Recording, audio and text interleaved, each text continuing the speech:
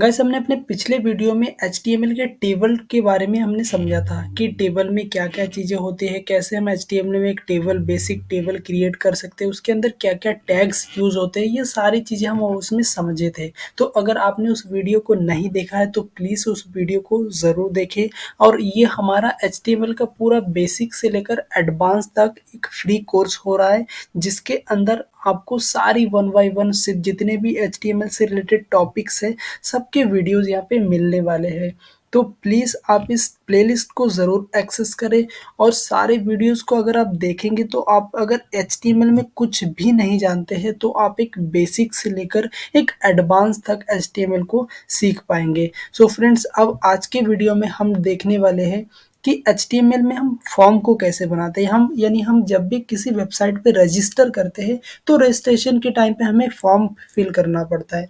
तो आखिर वो फॉर्म कैसे बनता है, उस फॉर्म में क्या-क्या चीज़ें होती है, इसके बारे में हम एक बेसिक अंडरस्टैंडिंग लेने वाले हैं और प्रैक्टिकल करके भी देखेंगे कि कैसे हम एक फॉर्म बना सकते हैं, पूरा कोड करके देखने वाले हैं। सो फ्रेंड्स, अगर आप हमारे चैनल पे नए हैं तो प्लीज़ चैनल को सब्सक्राइब करें और अगर आपकी कोई भी क्वेरी रहती है, किसी भी लैंग्वेज से रिलेटेड आपको अगर कोई भी क्वेरी रहती है जैसे PHP, JavaScript, HTML, CSS, bootstrap या फिर माईएसक्यूएल से रिलेटेड कोई भी क्वेरी रहती है तो प्लीज़ आप हमें कमेंट में या फिर हमें इंस्टाग्राम पे DM करके ज़रूर पूछें।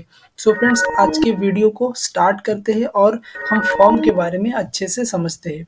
तो मैंने यहाँ पे अपना नोट्स ओपन कर लिया जो कि मैंने अपने कॉलेज टाइम पे बनाया था, तो उसको मैं यहाँ पे दिखा रहा हूँ और ये नोट्स आपको आपके डिस्क्रिप्शन में प्रोवाइड करा दूंगा लिंक, आप वहाँ से जाके उसको डाउनलोड करके आप रिवीजन के लिए इसको रख सकते हैं। सो फ्रेंड्स, यहाँ पे कह रहा है कि HTML फॉर्म क्या होता है।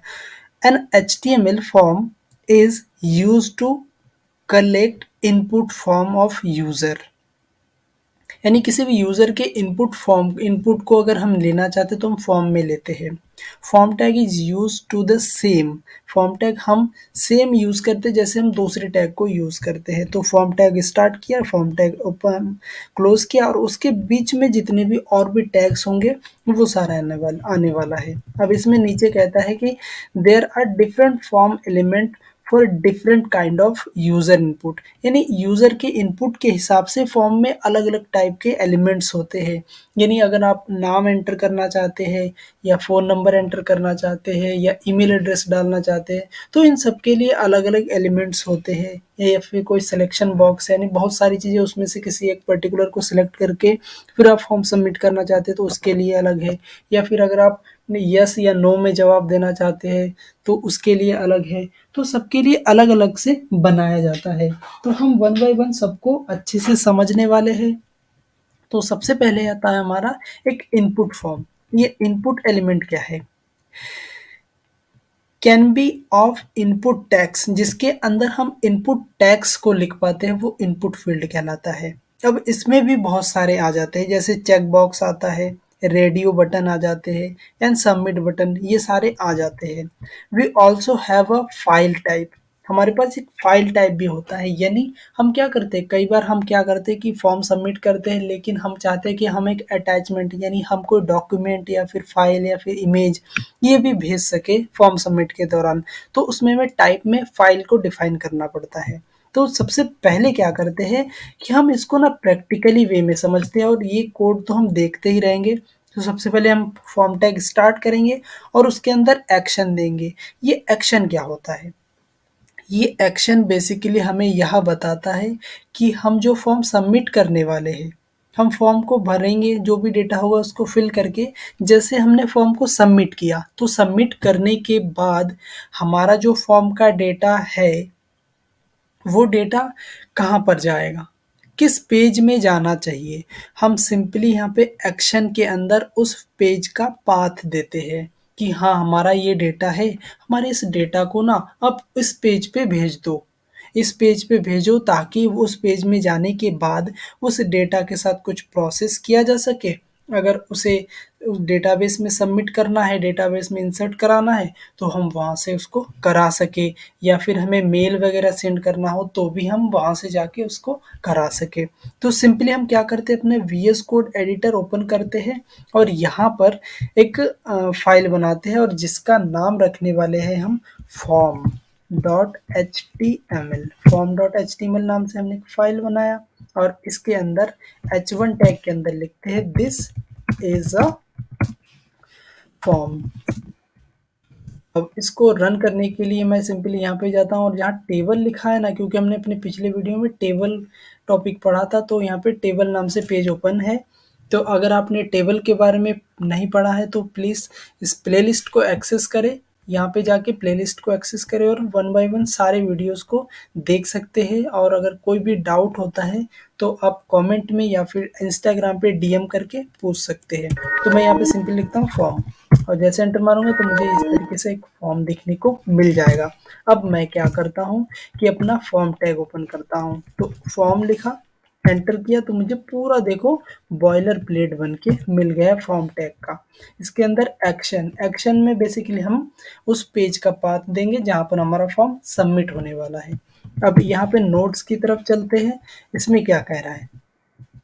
सबसे पहले आप एक इनपुट फील्ड लेते हैं और उसके अंदर हम टाइप को डिफाइन करते हैं।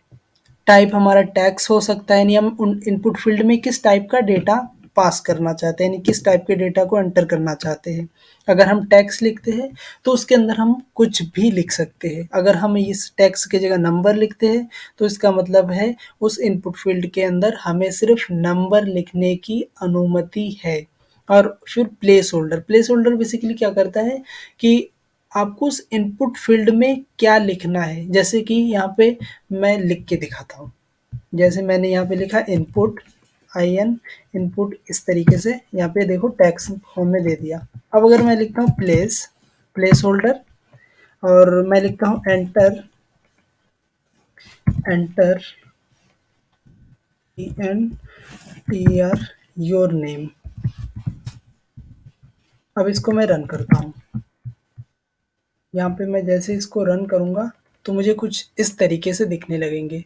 अब ये बता रहा है कि एंटर योर नेम, ये क्या हो रहा है, हमें हाईलाइट करके बता रहा है, हमें सजेशन दे रहा है कि आपको यहाँ पर ना आपका नाम लिखना है, आपको यहाँ पे अपना नाम लिखना चाहिए। प्लेस होल्डर बेसिकली यही काम करता है, यानी हमें सजेशन देता है, हमें यानी एक सिग्नल देता है कि इस वाले इनपुट फील्ड के अंदर आपको ये चीज़ें लिखनी है, इस वाले के अंदर ये चीज़ें लिखनी है।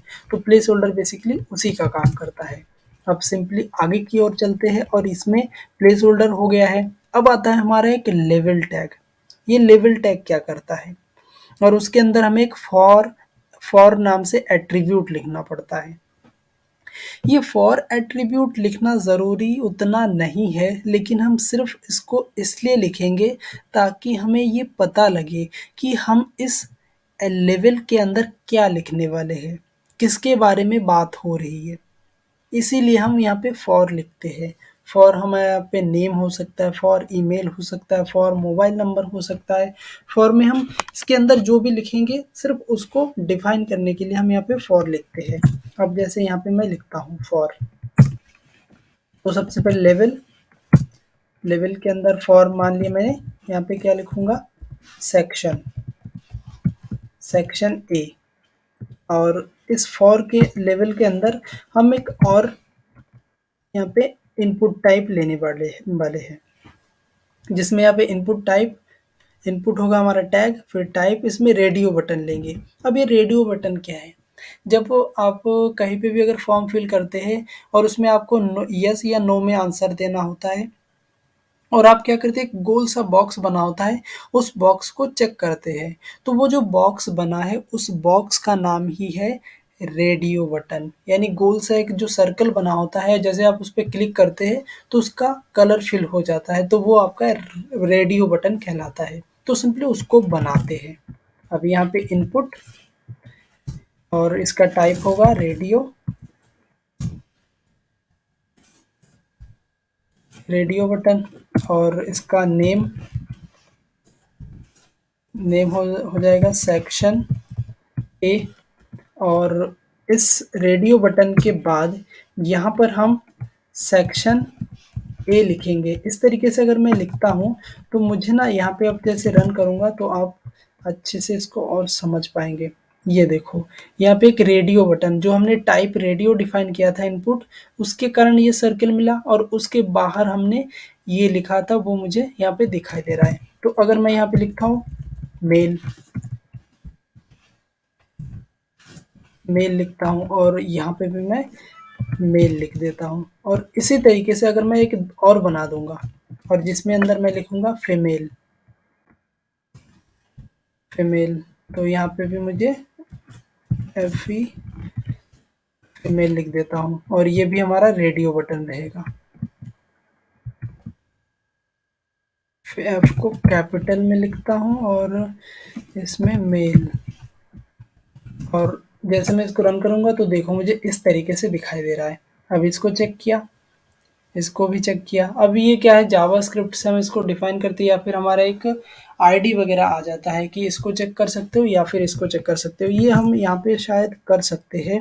अगर यहाँ पे मेल लिखा है और यहाँ पे भी अगर हम मेल लिख देंगे, यानी यहाँ दोनों फॉर के आईडी अगर फॉर अगर सेम होगा तो हमें इसको चेक करेंगे, या फिर नहीं, ऐसे काम नहीं करता। एक और एट्रीब्यूट आता है, उससे हम यहाँ पे कर सकते हैं। तो उसको हम अभी बेसिक चीज़ों के बारे में समझ रहे हैं, तो उसको अभी ना समझे तो ही अच्छा होगा। जब आप इसको एडवांस लेवल पे समझेंगे तो आपको उसकी ज़रूरत पड़ने वाली है। तो आगे की वीडियोस में हम उसको, जब हम एक अच्छा सा फॉर्म बनाएंगे और उसमें एडवांस चीज़ें समझेंगे, तब जाके उसके बारे में हम बात करने वाले होंगे, तब उसके बारे में हम बात करेंगे। तो अब वो क्या करते हैं, इसमें आगे की चीज़ों को समझते हैं। अब रेडियो बटन क्या होता है ये हमें अच्छे से समझ में आ चुका है, लेवल क्या होता है समझ में आ चुका है।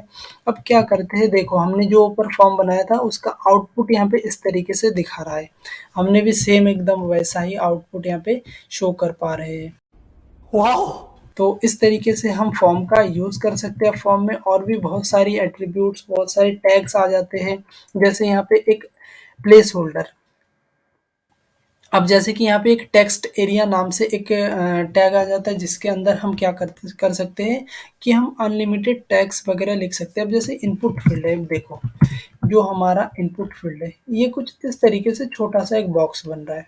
अब अगर मैं चाहता हूँ कि मैं ना एक कहानी लिखूंगा, एक 2 पेज की कहानी लिखूँगा, एक पेज का लेटर लिखूँगा, तब मुझे बड़ा-सा जगह चाहिए होगा। तब क्या करेंगे, हम उसको टेक्स्ट एरिया में डिफ़ाइन करेंगे। अब जैसे मैंने यहाँ पे ले लिया टेक्स्ट टी-ई-एक्स-टी, टेक्स्ट एरिया, और यहाँ पे मुझे डिफ़ाइन करना पड़ेगा। मैं यहाँ पे टेक्स्ट ले लेता हूँ और यहाँ पे आईडी को भी रहने देते हैं। आईडी के बारे में हम बाद में बात करेंगे। यहाँ पे कह रहे हैं कि आपको कितना कॉलम चाहिए, आपको कितने कॉलम्स चाहिए, कितने रोज़ चाहिए। मैं जितना बढ़ाता जाऊँगा मुझे उतना बड़ा-सा बॉक्स मिलता जाएगा। अब जैसे मैं इसको रन करता हूँ तो देखो मुझे कुछ इस तरीके से मिल गया। अब अगर मैं चाहता हूँ कि ये जो इसकी बॉक्स की जो विड्थ है ना, ये यहाँ तक आ जाए, यानी बड़ा हो जाए, तो मैं क्या करूँगा, सिंपली इसमें कॉलम को बढ़ा दूँगा। मैं अगर 100 कर दूँगा तो ये देखो मुझे इतना बढ़ा दे देगा, और अगर मैं इसको बड़ा करूँगा तो ये रोज़ बड़े होते जाएँगे, इस तरीके से बड़े हो जाएँगे।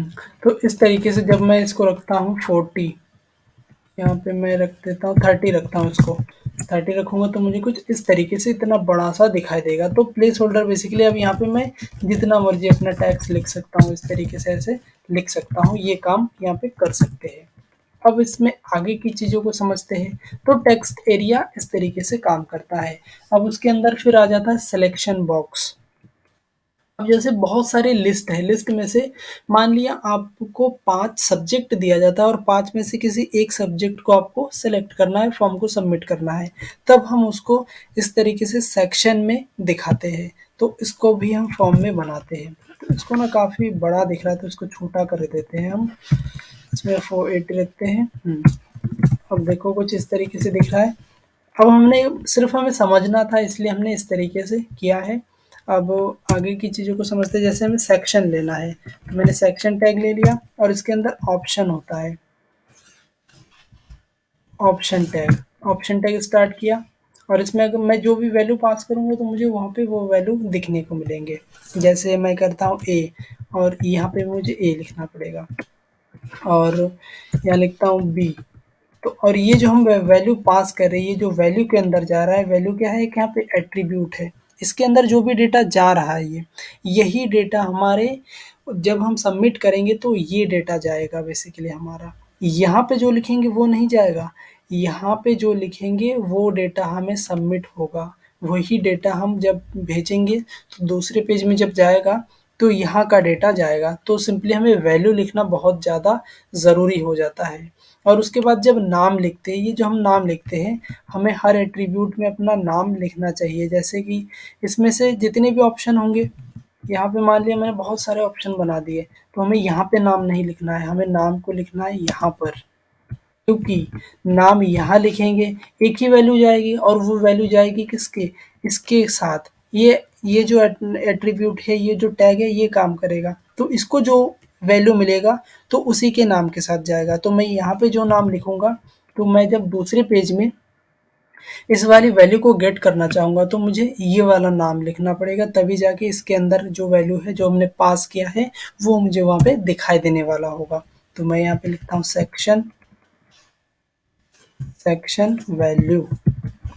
इस तरीके से लिखूंगा तो मुझे वहाँ पे जब मैं सेक्शन वैल्यू लिखूंगा तो मुझे इसमें से किसी पर्टिकुलर एक का वैल्यू दिखेगा जो हम सबमिट करने वाले होंगे, जो हम सबमिट करेंगे। यहाँ पे सी हो गया, और फिर इसको कर देता हूँ मैं डी, इसको कर देता हूँ ई। तो इस तरीके से अगर मैं इसको रन करता हूँ तो मुझे कुछ इस तरीके से दिखने को मिला है। जैसा मैं चाहता था वैसा अभी नहीं मिला है, और क्यों नहीं मिला है उसको अभी हम देखने वाले हैं। क्योंकि मैं यहाँ पे यहाँ पे सेलेक्ट लिखना पड़ेगा, सेलेक्ट सी टी, यहाँ पे भी सेलेक्ट लिखना पड़ेगा। अब जैसे मैं इसको रन करता हूँ तो ये देखो मुझे कुछ इस तरीके से सेलेक्ट ऑप्शन बन के आ गया। अब इसको क्लास दे के, बूटस्ट्रैप का क्लास यूज़ करके, या फिर आप CSS दे के इसकी विड्थ को बढ़ा सकते हैं। जितना विड्थ आप बढ़ाना चाहते हैं आप बढ़ाएंगे तो ये बड़ा दिखने लगेंगे आपको। या फिर अगर आप इसमें जो भी लिखते हैं वो थोड़ा ज़्यादा कैरेक्टर का होगा तब भी आपको ये थोड़ा बड़ा दिखने को मिलेगा। जैसे मैं क्या करता हूँ, इतना बड़ा कर देता हूँ। अब देखना, ये देखो अब ये कुछ बड़ा दिखने को मिला है। आप आई होप आप सेलेक्ट टैग के बारे में आप अच्छे से समझ पाए होंगे, क्योंकि इसका यूज़ हम बहुत ही ज़्यादा करने वाले हैं अपने फॉर्म में, और मोस्ट ऑफ द केसेस में आपको किसी ना किसी फॉर्म में सेलेक्ट ऑप्शन का यूज़ करना पड़ता है। तो उसके बाद हम सेलेक्ट ऑप्शन कवर होने के बाद हमारा यहाँ पे एक नोट्स में कहता है, you do not have to remember all the tags, you will automatically memorize them with practice। ये बहुत ही बड़ी बात है अपने आप में, क्योंकि मुझे भी लगता था, ये मैंने अपने आप से लिखा था, क्योंकि मुझे लगता था कि हाँ टैग यूज़ करना बहुत ज़्यादा ज़रूरी है। अब एक बात बताओ, जैसे कि लोग हैं, लोगों को क्या जितनी भी लैंग्वेज है, सबको सारी लैंग्वेज कभी भी याद हो सकती है? नहीं हो सकती है। और किसी एक पर्टिकुलर लैंग्वेज में भी वो मास्टर नहीं हो पाते हैं। ये बड़ी अच्छी बात कही आप। क्योंकि लैंग्वेज अपने आप में बहुत बड़ी चीज़ है। हाँ, मुझ सबको मान लिया उसको सारी चीज़ें आती है, लेकिन वो भी फँसता है। फिर वो क्या करता है, गूगल करता है, वो ट्राई करता है, ट्राई करने के बाद ही वो सॉर्ट आउट कर पाता है उस चीज़ को। तो इसीलिए आप इसमें डरना नहीं है। अगर आपको कोई टैग याद नहीं रहता है तो उसको याद रखना ही नहीं है। जब आपको उसकी रिक्वायरमेंट होगी तब आप उसको जब सर्च करेंगे तो आपको वो मिलती जाएगी। गूगल करना गलत नहीं है। आप किसी भी कंपनी में चले जाएँगे, आपको गूगल करने दिया जाएगा। ये नहीं कहेंगे कि आप गूगल नहीं कर सकते, आपको मुझे ये काम करके दिखाना पड़ेगा, आप गूगल नहीं कर सकते, बिना गूगल के करना पड़ेगा, ऐसा नहीं कहते। वो कहते हैं कि आपको गूगल करना है। आप गूगल करो, आप सर्च करो, आप सीखो और हमारे लिए काम करके दो। आप सिर्फ काम मत करो, आप भी सीखो, क्योंकि आप सीखोगे तभी जाके हो पाएगा। और इन फ्यूचर अगर आप काम करेंगे तो उस चीज़ को आप और जल्दी कर पाएंगे, हमारे लिए करेंगे, ये हमारे लिए बड़ी बात होगी। ये बात भी कंपनियां बोलती है। इसीलिए आपको चीज़ों को याद नहीं रहता है, कोई बात नहीं है। आपको उसको याद रखना भी नहीं है ज़्यादा, ज़्यादा ज़रूरी नहीं है। इसलिए यहाँ पे आपको सारे टैग्स याद नहीं रखने हैं, इस बात को आप ध्यान दीजिएगा। और आप सिर्फ़ आपको अपने लर्निंग एटीट्यूड के साथ सीखते हुए जाना है, बिना अपने बिना आप डिमोटिवेट हुए सिर्फ आपको सीखना है, आपको समझना है और प्रैक्टिकल करके देखना है। अगर आप प्रैक्टिकल करेंगे तो आप इसको और भी अच्छे से जल्दी से सीख पाएँगे और लंबे टाइम तक याद भी रख पाएँगे। सिर्फ आपको क्या करना है, आपको अपने कीबोर्ड पे लिखना है, लिखना शुरू करना है। अपने हाथ को अपने कीबोर्ड पे चलाना ज़रूरी है। सो फ्रेंड्स, उम्मीद करता हूँ कि आप इन बातों को अच्छे से समझ पाए होंगे और आज हमने जितनी चीज़ें बताई है इसको फॉलो ज़रूर करेंगे और हमारे फॉर्म के जितने भी बेसिक जो यूज़फुल टैग्स होते हैं इसके बारे में आप अच्छे से समझ पाए होंगे। सो फ्रेंड्स, आज के लिए बस इतना ही। I will see you next time. Till then keep learning and keep smiling.